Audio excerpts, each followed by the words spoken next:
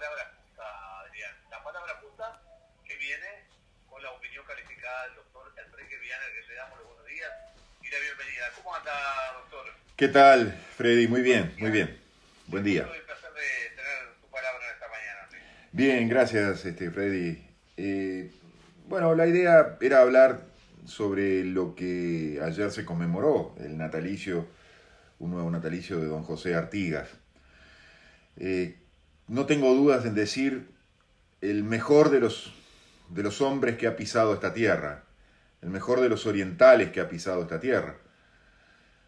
De paso, digo oriental, no digo uruguayo, porque cuando él pisó esta tierra no existía el Uruguay. Para algunos que no entienden esa pequeña y sutil gran diferencia. Don José Artigas, no don José Gervasio Artigas, como se dice, él siempre firmó don José Artigas. Lo de Gervasio fue esas incorporaciones que alguna vez alguno hizo y que luego se tomaron como algo natural. No, don José Artigas. Y nos vamos a referir a algunos episodios de la vida de él, pero quizás los menos conocidos, aquellos que se dan casi en silencio en muchos casos, en su exilio en el Paraguay. En 1820, derrotado, enfrentando a todos, portugueses, porteños y algunos cuantos traidores, Artigas es derrotado en la batalla de Tacuarembó y se dirige al Paraguay con un grupo no muy numeroso, básicamente de indios, con la idea de volver, con la idea de internarse en el Paraguay, armarse y volver. Lo que sucede es que, bueno, cuando ingresa en el Paraguay, el dictador Francia, el gobernante de Paraguay, con mano férrea, casi al frente de una suerte de dictadura militar, lo manda a prender, le obliga a retirar y a disolver esa pequeña escolta indígena que lo acompañaba, y lo mete preso, con grilletes y todo. Y lo tiene bastante tiempo preso, hasta que en determinado momento lo manda a una chacra. Lo cierto es que lo mete preso porque le tiene miedo a Artigas. Artigas había estado, en los años anteriores, enviando misivas y cartas al propio Francia en un primer momento, como Francia no le contestó, a otros individuos con el destino de provocar una revolución similar a la que se había producido en el Río de la Plata a partir de 1810 en el propio Paraguay. Entonces Francia le tenía terror, sabía que era un hombre muy peligroso. Aquí había sido traicionado prácticamente por todos. Oribe, uno de sus lugartenientes, no entendiendo por qué se estaba peleando con todo el mundo, se fue para Buenos Aires. Rivera se unió con los portugueses y provocó de alguna manera la derrota final de Artigas. Luego, a pedido de los portugueses, de los brasileños, le puso precio a la cabeza. Uno de sus secretarios, Dámaso Antonio Larrañaga, estuvo entre los montevideanos que le recibieron bajo palio a Lecor y luego fue su secretario y escribidor personal. Entre otros tantos personajes. Quizás uno de los pocos que no lo traicionó fue Juan Antonio Lavalleja, que cayó preso y estuvo un tiempo muy prolongado preso, hasta que luego logró fugarse.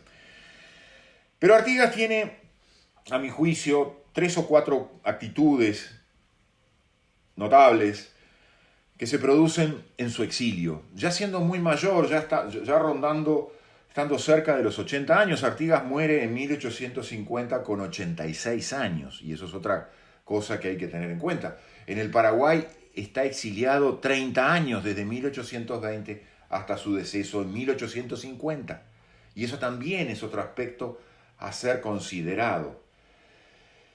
En el año 1840 se produce la muerte del dictador Francia. Entonces, el dictador había dejado en un testamento, una suerte de testamento político, que no bien él falleciera, había que prenderlo a Artigas, porque Artigas era capaz de hacerle la revolución. Estamos hablando de un Artigas de 76 años en ese momento. La junta militar que sustituye a Francia cumple con ese testamento político que había dejado el dictador. Se había mantenido oculta la muerte del dictador temiendo que hubiera actos revolucionarios contra el gobierno establecido.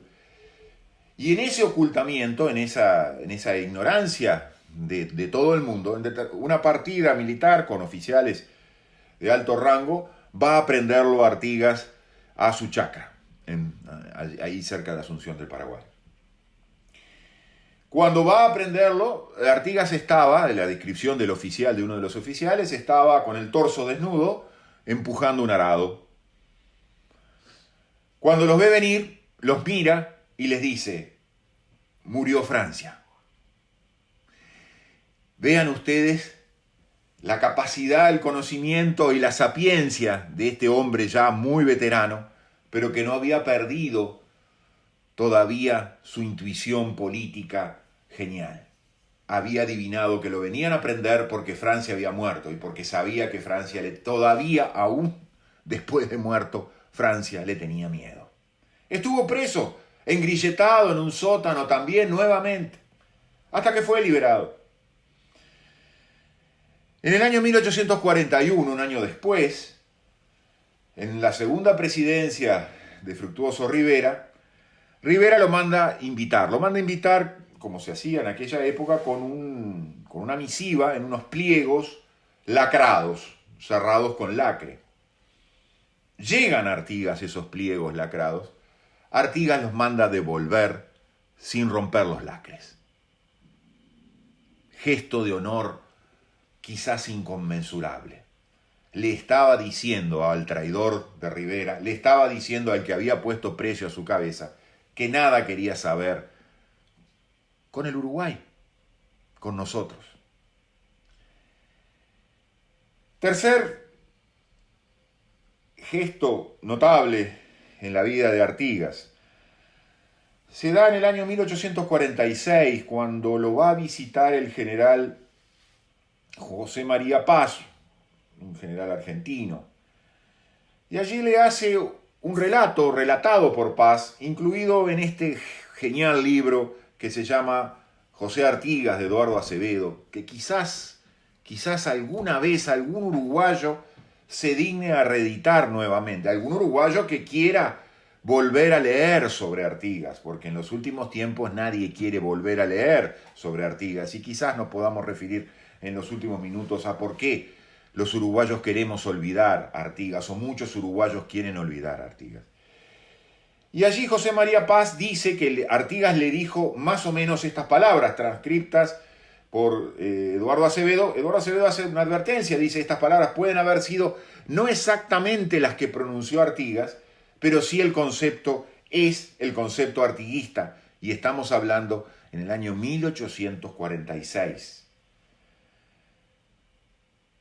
Yo no hice otra cosa que responder con la guerra a los manejos tenebrosos del directorio porteño, y a la guerra que él me hacía por considerarme enemigo del centralismo, el cual solo distaba un paso del realismo. Tomando por modelo a los Estados Unidos, yo quería la autonomía de las provincias, dándole a cada estado un gobierno propio, su constitución, su bandera y el derecho de elegir sus representantes, sus jueces y sus gobernadores. Yo había pretendido eso para mi provincia y para las que me habían proclamado como su protector. Hacerlo así habría sido darle a cada uno lo suyo. Pero los Pueyrredones y sus acólitos querían hacer de Buenos Aires una nueva Roma imperial, mandando sus procónsules a gobernar las provincias militarmente y despojarlas de su representación política, como lo hicieron rechazando los diputados del Congreso que los pueblos de la banda oriental habían nombrado y poniendo precio a mi cabeza. Artigas, 1846, según este general José María Paz, que lo visitó, porque recibió un conjunto de visitas de personas que querían conocer a don José Artigas. Y un último episodio muy interesante es que poco antes de Artigas morir, el gobierno del Paraguay de la época decide nombrarlo una suerte de instructor y capitán general para que sea el jefe de la instrucción militar en el Paraguay.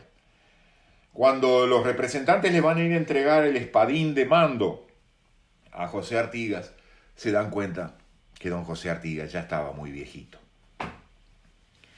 ¿Qué significa esto? Que en aquellos tiempos, donde obviamente las comunicaciones se hacían del boca a boca principalmente, la figura de don José Artigas era enorme, gigante. El honor que marcan estos hechos en los últimos años de su vida quizás explican mucho más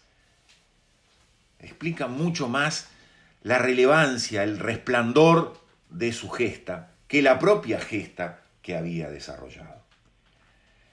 Y uno lo compara con los tiempos actuales, con los gobernantes que hemos tenido en los últimos 30, 40, 50 años, y realmente qué enanos quedan, qué pequeños quedan frente a don José Artigas. Aspiro que algún día se pueda volver a reeditar este libro de Eduardo Acevedo, José Artigas, o los libros de el profesor Reyes Abadí, el ciclo artiguista, para que cada uno de los uruguayos vuelva a entender lo que significó José Artigas en estas tierras. Quizás muchos no lo quieran hacer por eso que decíamos, porque se ven muy pequeños, muy enanos frente a este gran hombre. Muchas gracias, amigos. Enrique, bueno, obviamente rendir un homenaje a nuestro prócer realmente. De alguna manera que es lo que tenemos que hacer todos los días y que de alguna manera que es de un buen uruguayo. Gracias por tu palabra en esta mañana de este sábado. Gracias a ustedes. Saludos cordial, buen fin de semana. Saludos.